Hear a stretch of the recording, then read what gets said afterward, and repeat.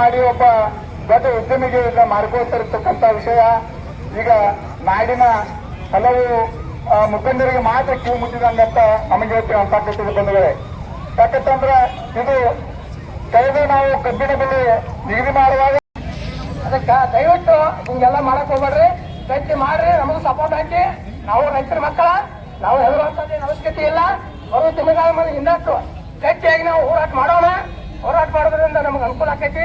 ನಾವೆಲ್ಲರೂ ಯಾವಾಗ ಹೆದರಬಾರ್ದು. ನಾವಿರ್ತೀವಿ, ನೀವು ಬರ್ರಿ. ಜೈ ಹಿಂದ್, ಜೈ. ಧನ್ಯವಾದಗಳು. ಬರ್ತಾರ ಹೋಗ್ತಾರ, ಅದು ಬೇಕಾಗಿಲ್ಲ. ಜ್ಞಾನರಾಗಿದೆ.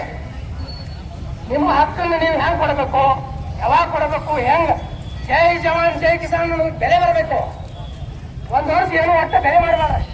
ನೋಡು ಹೆಂಗ ದೇಶ ಹೋಗ್ತೈತೆ ನೋಡು. ಎಲ್ಲಿಂದ ತರ್ತಾವ ನಾವು ಮೋದಿ, ಅಕ್ಕಿ ಎಲ್ಲಿಂದ ತರ್ತಾವ ನೋಡು. ನೀನು ಹಾಕ್ಬಾರ್ರೆ. ಜೈ ಜವಾನ್. ಏನು ಇವತ್ತಿನ ದಿನ ಕರ್ನಾಟಕ ರಾಜ್ಯ ಸರ್ಕಾರ ಈ ರೈತರಿಗೆ ವಿದ್ಯುತ್ ಪೂರೈಕೆ ಮಾಡೋದನ್ನ ಖಾಸಗೀಕರಣ ಮಾಡ್ತಿರ್ತಕ್ಕಂಥ ವಿಷಯ ಅತಿ ಖೇದಕರ ವಿಷಯ. ಯಾಕಂತಂದ್ರ ರೈತನೇ ರಾಷ್ಟ್ರದ ಬೆನ್ನೆಲುಬು ಅಂತ ಎಲ್ಲರೂ ವಿಧಾನಸೌಧದಲ್ಲಿ ತಮ್ಮ ಪ್ರಮಾಣ ವಚನವನ್ನು ಸ್ವೀಕರಿಸುವಾಗ ರೈತನ ಅದ್ರ ಮೇಲೆ ದಾಟಿ ಅವರ ಪ್ರಮಾಣ ವಚನ ಸ್ವೀಕರಿಸುವಂತ ಈ ಸಂದರ್ಭದಲ್ಲಿ ಹೇಳಕ್ಕೆ ಇಷ್ಟಪಡ್ತೇನೆ ಬಂಧುಗಳೇ.